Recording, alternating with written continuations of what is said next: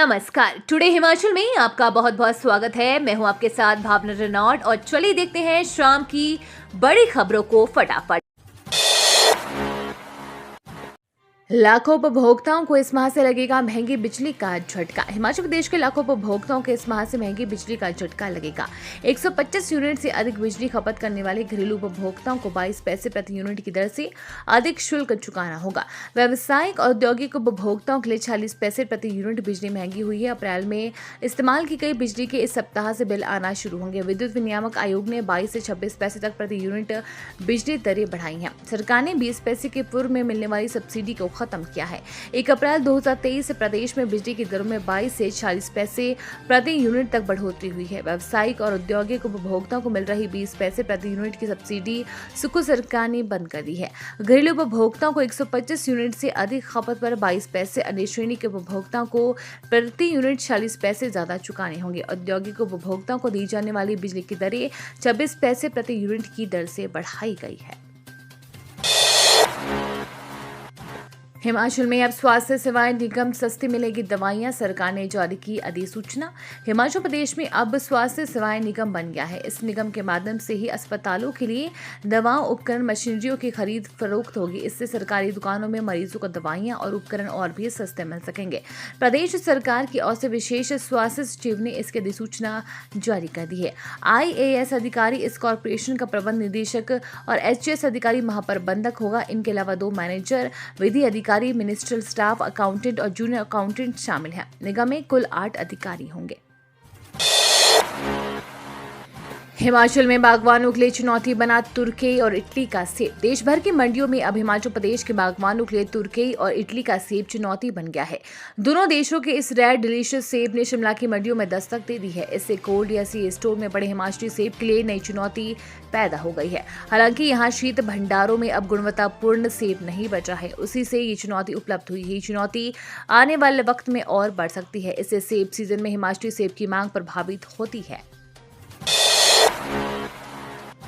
हिमाचल में 7 मई से थम सकते हैं रात्रि रूट पर निगम की बसों के पहिए। यूनियन ने खोला मोर्चा। हिमाचल प्रदेश में 7 मई से हिमाचल पथ परिवहन निगम के रात्रि बस रूट पर पहिए थम सकते हैं। लंबित मांगों को लेकर उग्र हुए चटीसी के चालक परिचालक यूनियन ने चेतावनी दी है कि निगम प्रबंधन ने 6 मई को 5:30 बजे तक मांगों पर वार्ता नहीं की है तो 7 मई को 12 बजे के बाद वे रात्रि रूट पर सेवाएं नहीं देंगे। शिमला में बुधवार को पत्रकारों से बातचीत में यूनियन के प्रदेश अध्यक्ष मान सिंह ठाकुर ने कहा कि प्रबंधन को मांग पत्र सौंपा था, लेकिन अभी तक स्थायी समाधान नहीं किया गया। चालक परिचालकों को 41 माह का रात्रि भत्ता लंबित है। इसके अलावा विभिन्न एजेंट की अदायगी भी नहीं की गई है। रद्द हो सकती है परिवहन विभाग में ट्रैफिक इंस्पेक्टर की सारी नियुक्तियां। हिमाचल प्रदेश परिवहन विभाग में वर्ष 2022 में हुई नियुक्तियां रद्द हो सकती है।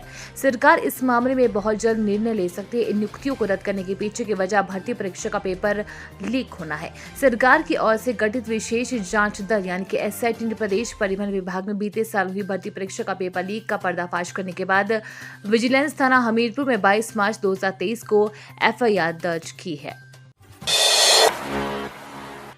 हिमाचल के इन स्कूलों में बैच वाइज भर्ती से होगी शिक्षकों की नियुक्ति। कैबिनेट बैठक में जाएगा प्रस्ताव। हिमाचल प्रदेश में JBT कला और शास्त्रीय शिक्षकों को बैच वाइज भर्ती के माध्यम से ऐसे स्कूलों में नियुक्त किया जाएगा जहां कोई नियमित शिक्षक नहीं है या एक शिक्षक के सहारे ही स्कूल चल रहे हैं। राज्य सचिवालय में पत्रकारों से बातचीत में शिक्षा मंत्री रोहित ठाकुर ने कहा कि प्रदेश के 455 स्कूल में नियमित शिक्षक नहीं है। 3148 स्कूल सिंगल टीचर के सहारे हैं। इन स्कूलों में प्राथमिकता के आधार पर बैच वाइज माध्यम से चुने जाने वाले शिक्षकों को नियुक्ति दी जाएगी। प्रधानाचार्यों के रिक्त 269 पदों को 6 मई के बाद पदोन्नति से भरने की प्रक्रिया शुरू हो जाएगी।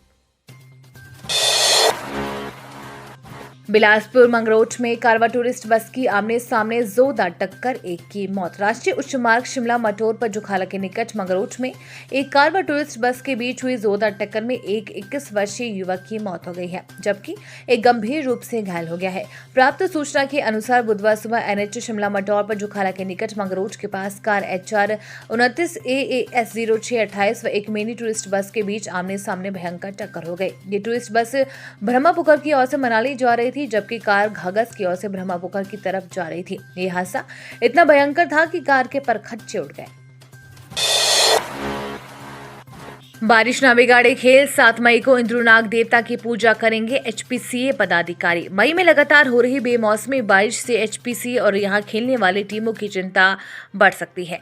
अभी धर्मशाला में होने वाले आईपीएल मैचों के करीब 2 हफ्ते का समय है। मई के अमूमन मौसम साफ रहता है। कांगड़ा जिले में लगातार बारिश हो रही है। बारिश के साथ ठंड का प्रकोप भी जारी है। इधर मैच के दौरान बारिश न हो, इसके लिए 7 मई को एचपीसीए के पदाधिकारी खनियारा स्थित इंद्रुनाग देवता के मंदिर में शीश नवाएंगे। इंद्रुनाग को बारिश का देवता माना जाता है।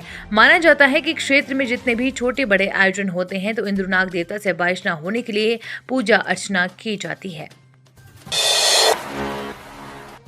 भीख मांगने को मजबूर बेसहारा बच्चों का पुनर्वास नहीं करने पर हाई कोर्ट सख्त सरकार से मांगी जानकारी। हिमाचल प्रदेश हाई कोर्ट ने सुप्रीम कोर्ट के आदेशों के बावजूद भीख मांगने वाले बच्चों का पुनर्वास न करने पर संज्ञान लिया है। अदालत ने राष्ट्रीय बाल संरक्षण आयोग सहित राज्य सरकार से इनके पुनर्वास के लिए उठाए गए कदमों की जानकारी तलब की है। कार्यवाहक मुख्य न्यायाधीश तरलोक सिंह चौहान व न्यायाधीश वीरेंद्र सिंह की खंडपीठ ने मामले की सुनवाई 3 हफ्ते के बाद निर्धारित की है। मामले की सुनवाई के दौरान अदालत ने पाया कि संवेदनशील मामले में केंद्र और राज्य की सरकार ने 4 माह बीत जाने के बाद भी जवाब दायर नहीं किया है। मामले की गंभीरता को देखते हुए कोर्ट ने दोनों सरकारों से भिखारियों और सड़कों पर दयनीय स्थिति में जीने वाले बच्चों से जुड़े 10 बिंदुओं पर जानकारी तलब की है।